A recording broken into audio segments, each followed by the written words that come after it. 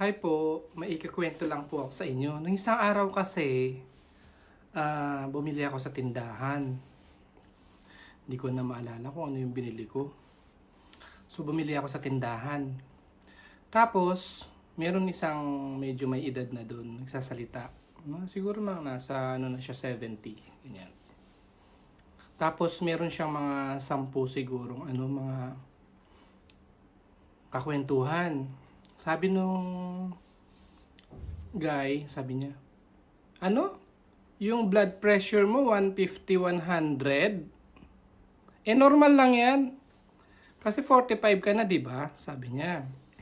Pagka ganyang nagkakaedad na tayo, sabi niya, pag mga ganyang blood pressure, normal na sa atin 'yan kasi matanda na tayo. Ayun, so syempre ako bilang doktor, hindi naman niya ako kilala siguro na bilang doktor. Namangha ako, siya, ganun ba pala yun? Bago yata yun sabi ko. So pag uwi ko sa bahay, ni-research ko. Kumaga ni-review ko uli. So hindi. Hindi tamang sabihin na yung 150, 100 normal kasi 45 ka na. So paano pag 60 ka na, pag 180, 120 na yung BP mo, normal kasi 60 ka na, ganun. So habang tumatanda ka, requirement, tumaas yung BP at kailangan tanggapin mo na lang na ganun kataas ang BP mo.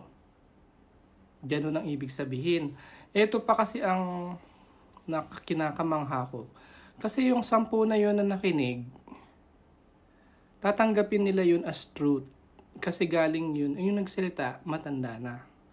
Ganun kasi tayo mga Pinoy Pagka matanda yung nagsalita sa atin, i-consider natin yun ang absolute truth.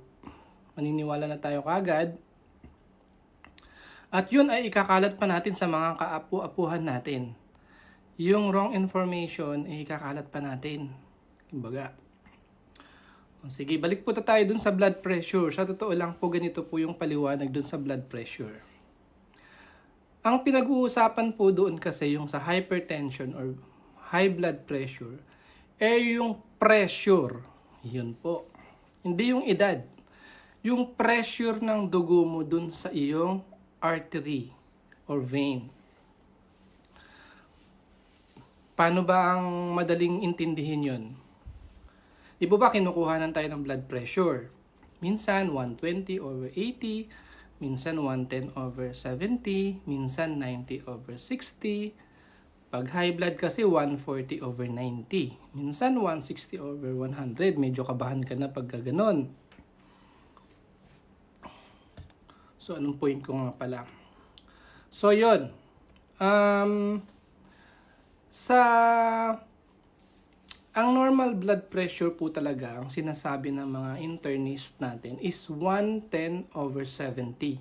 Kahit anong edad mo, dapat ma-maintain mo po sa ganun ang blood pressure mo. Hindi normal na 50 ka na halimbawa, tapos 160, 100 yung BP mo, tanggapin mo na lang. Hindi po ganun yun. Delikado po yun. Baka magaya po kayo dun sa kakilala ko. Yung nanay niya, na stroke, pumutok namatay na agad. Hindi na nadala sa hospital. Dahil lang sa taas ng blood pressure, na stroke, nag-bleed sa brain, dead. O yung iba naman, kung mabubuhay ka, paralyzed ka. Gusto nyo ba yun? Yung tatay kayo, ibang tao, naghuhugas ng puwet nyo. Kaya napaka-importante po na magpa-check up sa doktor kapag mataas ang blood pressure. Balik po tayo dun sa blood pressure. Yung blood pressure, imagine nyo po yung presyon ng tubig sa prime water o sa Maynila. Diba yung pressure ng tubig dun sa tubo?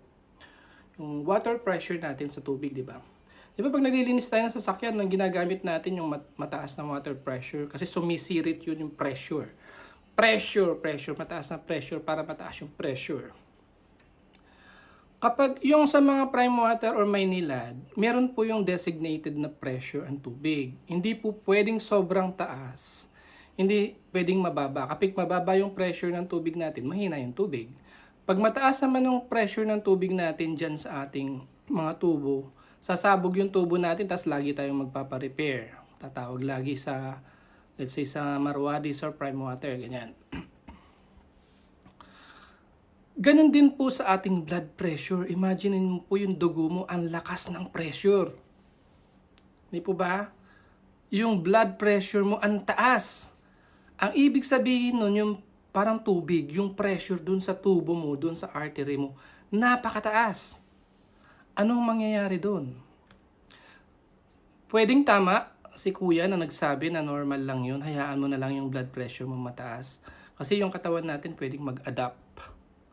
Yung kahit na mataas yung blood pressure mo, hindi sasabog yung artery mo. Ganun. Pwedeng mangyari yun sa ilang tao. Pero ikaw, pagka minalas-malas, halimbawa meron kang artery sa brain na medyo luma na kasi, matanda ka na kasi, matanda na.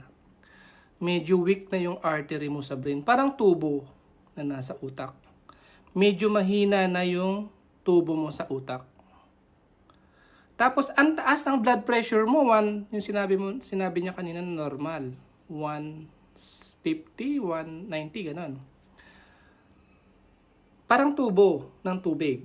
So, pag pataas yung pressure, sasabog po yung tubo. Yung sa tao naman, sasabog yung artery. So, pagka sumabog yung artery mo sa utak, magbi-bleed po yun. Sasabog yung artery mo, sasabog yung tubo. Sa taas ng blood pressure, yung sa brain mo, sasabog yung artery mo dun sa brain. Diba?